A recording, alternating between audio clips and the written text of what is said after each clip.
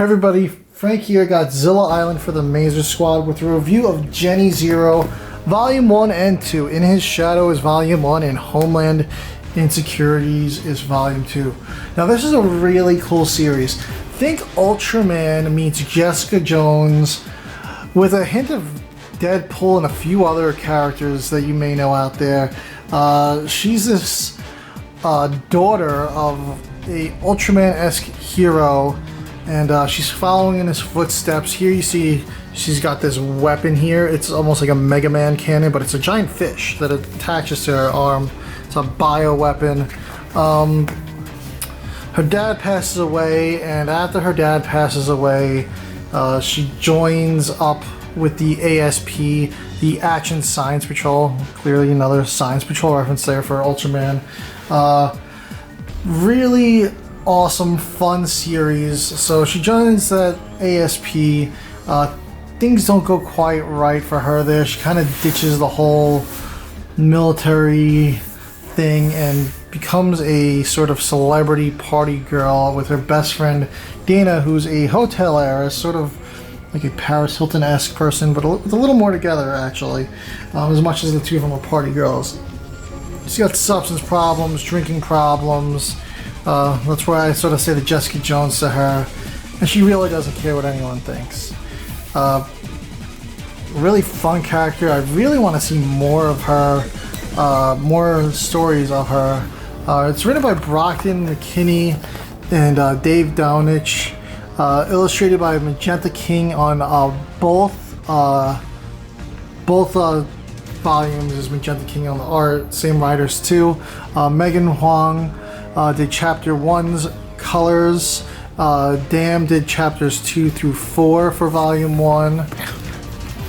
And then in volume 2 on colors we had Arnaldo Robles and Geraldo Filo, both great colors on this.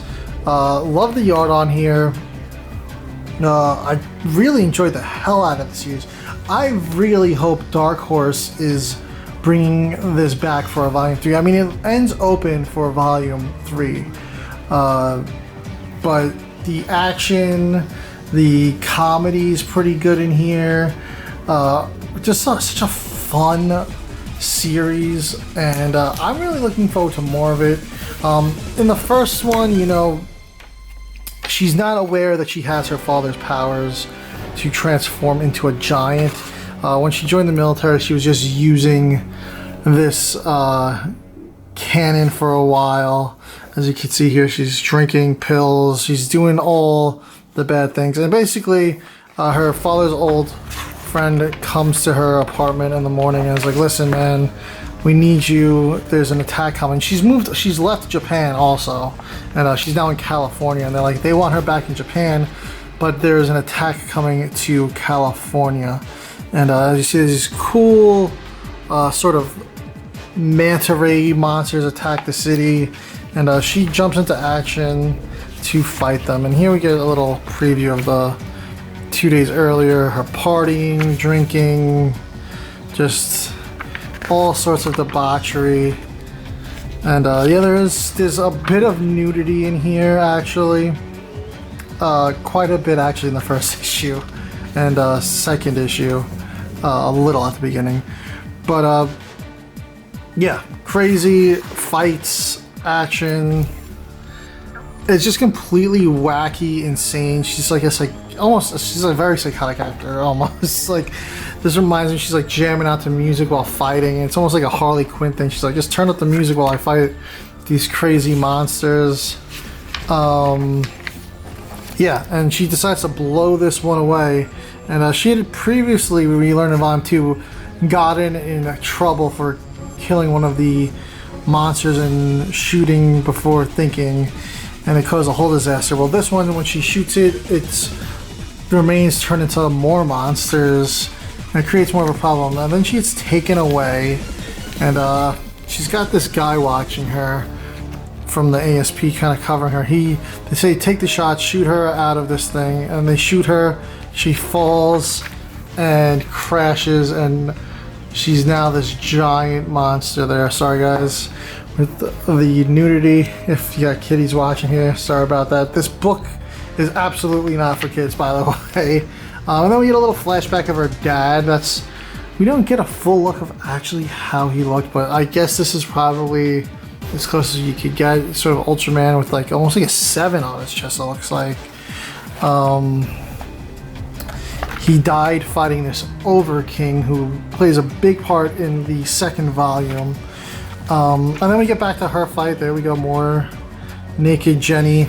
The reason she's naked is because her father's friend OG did drop off a ASP suit for her, but she's like, I'm not wearing that.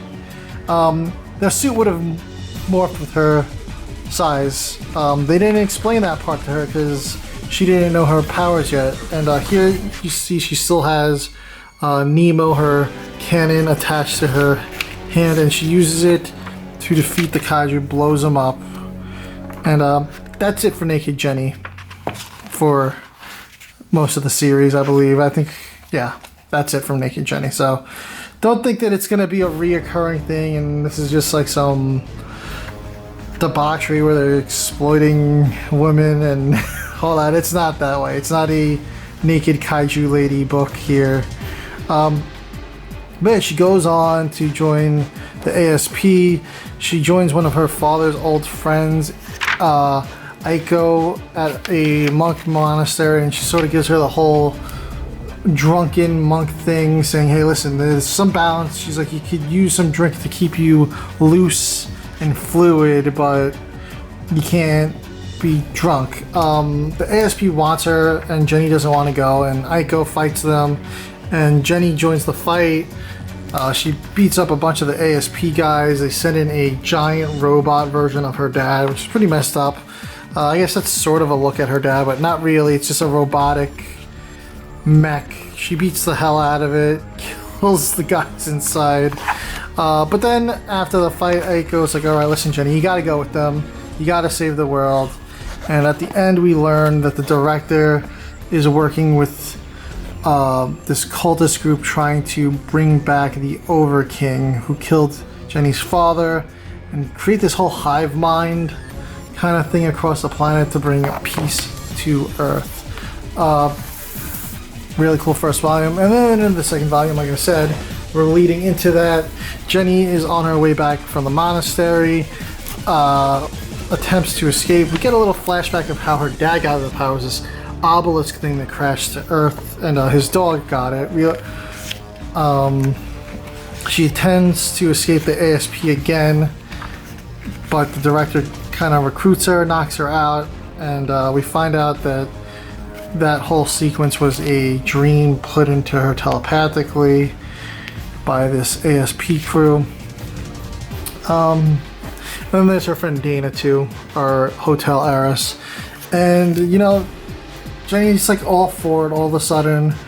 She goes out with her friend Dana, and then they're confronted by some cultists at a burger joint, and they have this giant robot burger boy, and we get a fight between the burger boy and Jenny. Pretty cool.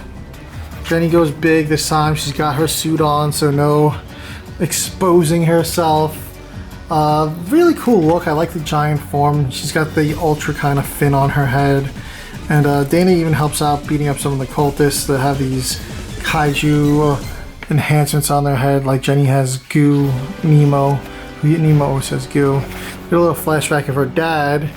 When he first transformed, he was also naked, but we still don't see his real suit there in the flashbacks. He does a whole press tour and begins to kind of get some self-positivity, cuts back on the drugs. She hooks up with one of the ASP guys. His name's Alpha. He's a bit of a tool, but he does end up coming around because he admits he's a party or two. And they release the Over King, and Jenny's like, oh, I gotta do this. There's almost a cool Battleship Yamato thing going on here. That's what their flying base looks like. And the director reveals her whole plot to bring back the Over King. Jenny's fighting him, but cannot put a dent in on this thing. So she decides to shrink down and ride Nemo into the Overking's mouth and then grow big and blow up. It was almost like the whole Ant-Man beating the whole Thanos plot, instead of going up the butthole, she went straight down the throat and made herself gigantic. And that's how she beat the Overking, the monster that killed her dad. And then she defeats them, the director retreats, and she gets back on the plane with her good friend Dana and her father's best friend OG after losing Alpha. And the director radios in and says they have a bomb on the plane, and this monster blows it up. They both fall. Jenny and Dana, OG all fall, and Jenny transforms into her giant self, attempts to catch them, and crashes. But it's sort of implied that the two of them didn't survive at the end. I don't know if she squeezed them from bracing from impact, or if just the blast from the impact hurt them. I don't know. I really don't know if they're dead, but she's kind of screaming, and it seems like they are. And that's when it's revealed that her mother is alive. It's finally, looks like Jenny finally has a need for her mother. Her mother has not been mentioned in this entire series. She's always said how she hated her dad, was a terrible dad. Never said anything about her mom, positive or negative. So I would really like to see what that story is about. Her mother, clearly here at the end, looks like she's wearing some sort of ASP suit or some sort of suit. I don't know what that suit's about. But yeah, definitely really like this series. Between this Kaiju Score, I've read some really cool lesser talked about Kaiju series this year, and this is a really fun one.